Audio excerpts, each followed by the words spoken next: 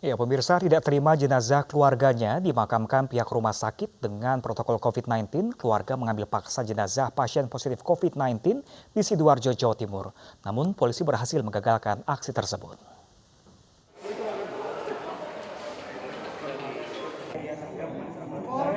Upaya pulang paksa jenazah korban COVID-19 tanpa protokol nyaris terjadi di Rumah Sakit Mitra Keluarga Waru Sidoarjo. Sejumlah keluarga dibantu kerabat jenazah korban COVID asal Ngingas Waru Sidoarjo ini meminta paksa pihak rumah sakit menyerahkan jenazah anggota keluarganya. Mereka beralasan akan dimakamkan keluarga sendiri tanpa protokol COVID-19. Beruntung pihak rumah sakit segera menghubungi polisi sehingga aksi pemulangan paksa jenazah korban COVID tanpa protokol ini bisa digagalkan.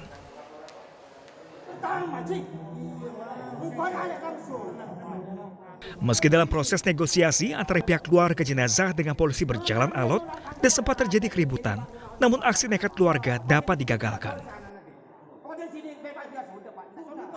Negosiasinya berjam-jam, akhirnya kami bisa menjelaskan dan dari pihak keluarga mau menerima dan alhamdulillah malam ini langsung dibawa ke Sampang. Ya, itu pengawalan ketat dari aparat ya? Ya, semuanya dari aparat kita, dari kepolisian. Kita kawal sampai dengan sampai dengan makam di Sampang. Untuk menjaga keamanan dan pengamanan petugas rumah sakit dalam mengirim serta memakamkan jenazah di Sampang, Madura, aparat kepolisian dan Polresta Sidoarjo dikerahkan. Dengan pengawalan ketat polisi, jenazah akhirnya berhasil dibawa ke Sampang, Madura untuk dimakamkan sesuai protokol COVID-19. Dari Sidoarjo, Jawa Timur, Pramono Putra, iNews melaporkan. Ya, pemirsa, 2 orang tenaga medis asal 2 puskesmas di Takalar, Sulawesi Selatan diketahui positif COVID-19 usai menjalani rapid test dan swab. Akibatnya pelayanan khusus UGD yang sebelumnya buka selama 24 jam kini harus ditutup.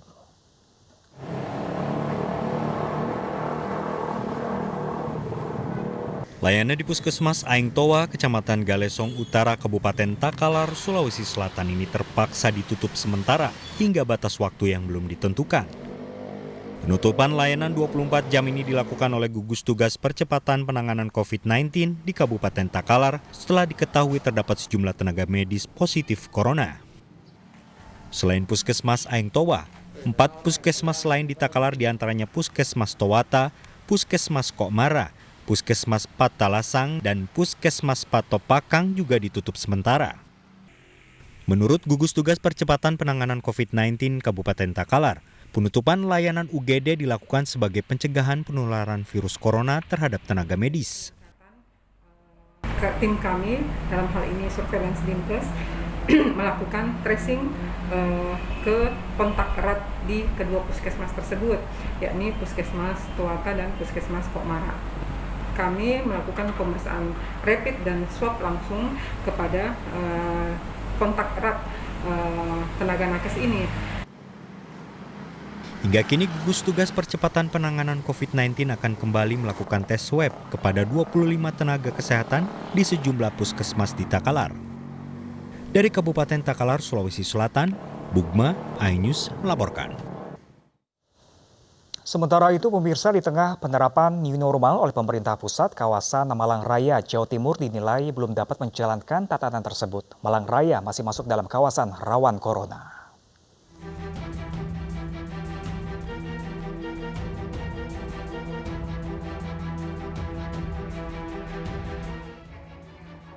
Dalam rapat koordinasi evaluasi masa transisi Malang Raya, Gubernur Jawa Timur Khofifah Indar Parawansa menyampaikan wilayah Malang Raya masih belum menjadi zona hijau atau masuk kategori sedang.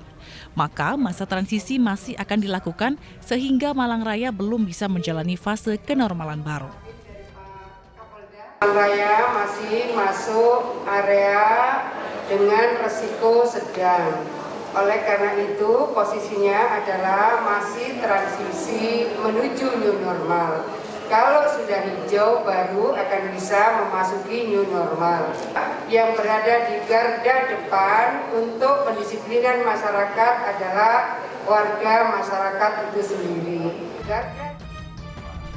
Sementara Pangdam 5 Brawijaya, Maijen TNI Widodo Iriansyah, meminta para kepala daerah Malang Raya yakni Kota Malang, Kota Batu, dan Kabupaten Malang untuk tetap semangat menangani pandemi COVID-19. Pak Wali Kota, Pak Bupatinya kendor semangatnya untuk menjadikan kuning jadi hijau. Dampaknya terhadap Kapolres dengan Dandim itu pasti ada.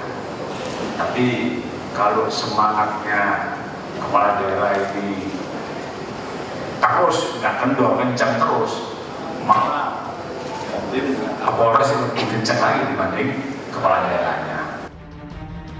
Dengan evaluasi ini, berarti Malang Raya belum bisa memulai new normal mulai minggu besok. Masa transisi pun diperpanjang hingga 1 minggu ke depan. Dari Malang, Jawa Timur, Denny Irwansyah, iNews melaporkan. Ya, pemirsa, jumlah pasien positif COVID-19 di Indonesia masih terus bertambah menjadi total 45.891 orang. 2.465 diantaranya meninggal dunia, sementara 18.404 lainnya berhasil sembuh. Dari pemeriksaan ini, konfirmasi COVID-19 yang kita dapatkan sebanyak 862 orang, sehingga totalnya menjadi 45.891 orang. Kita lihat distribusinya, maka jumlah penambahan kasus tertinggi hari ini adalah di DKI Jakarta sebanyak 142 orang, dan melaporkan sembuh sebanyak 233 orang. Sulawesi Selatan melaporkan kasus 112 orang dengan kasus sembuh 38 orang. Jawa Tengah 99 orang, kasus sembuh 22 orang. Kemudian Kalimantan Selatan melaporkan ada 94 kasus baru dan 10 orang sembuh. Jawa Timur hari ini melaporkan 91 kasus baru dan 125 sembuh. 18 provinsi melaporkan kasus di bawah 10, ada 9 provinsi yang hari ini melaporkan tidak ada penambahan kasus sama sekali. Sementara itu, pemirsa, anggota tim komunikasi gugus tugas COVID-19, Reisa Broto Asmoro, mengungkap protokol kesehatan yang diberlakukan di Istana Negara. Aksi Dr. Reisa yang diunggah di akun Sekretariat Presiden dilakukan sebelum sidang kabinet yang dipimpin oleh Presiden Jokowi dan Wakil Presiden Ma'ruf Amin Kamis kemarin. Hari ini saya akan melihat secara langsung persiapan sidang Kabinet Paripurna yang kembali akan diadakan secara langsung bertatap muka untuk pertama kalinya dalam masa pandemi ini. Sebagaimana kita ketahui bersama sejak bulan Maret yang lalu, pertemuan sidang Kabinet antara Presiden dan para anggota Kabinet Indonesia Maju selalu diadakan secara virtual, tidak dilakukan dengan pertemuan secara fisik. Hal tersebut tentu bertujuan untuk menghindari penyebaran virus COVID-19.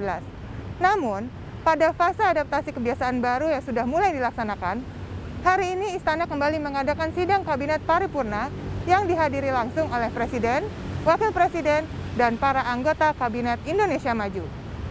Tapi tentunya ada sejumlah protokol kesehatan yang harus dilalui secara ketat dalam penyelenggaraan sidang Kabinet Paripurna kali ini, yang belum pernah dilakukan sebelumnya.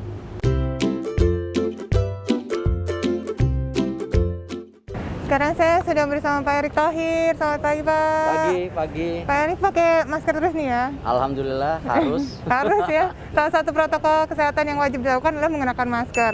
Sekarang selanjutnya mau dilakukan rapid test nih, Pak. Rapid test habis ini ya? Baru bisa rapat masuk. paripurna.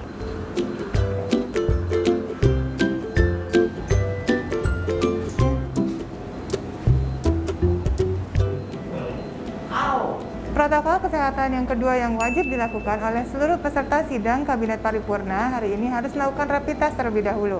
Saat ini Pak Erick Thohir sedang melakukannya. Protokol kesehatan yang ketiga yang wajib dilakukan oleh seluruh peserta adalah pengecekan suhu tubuh menggunakan termogan dan termoscanner.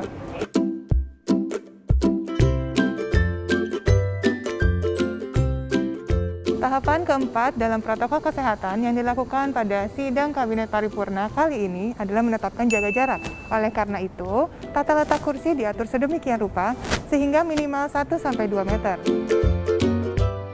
Selain para undangan yang harus melewati protokol kesehatan, para petugas yang membantu pelaksanaan sidang kabinet juga diperiksa, baik keprotokolan, petugas yang mendokumentasikan, hingga petugas jamuan. semua rutin melaksanakan rapid test dan pemeriksaan lainnya. Boleh diceritakan nggak Pak, bagaimana sih persiapannya protokol kesehatan yang seharusnya dijalankan? Ya, jadi sesuai dengan arahan Bapak Presiden, Presiden memesankan bahwa harus dilaksanakan dengan protokol kesehatan yang ketat. Dan jaga jarak, pakai masker, semuanya harus cuci tangan, dan semuanya juga sebelum masuk kita tes satu persatu. Terima kasih Pak, semoga sidangnya berjalan dengan lancar.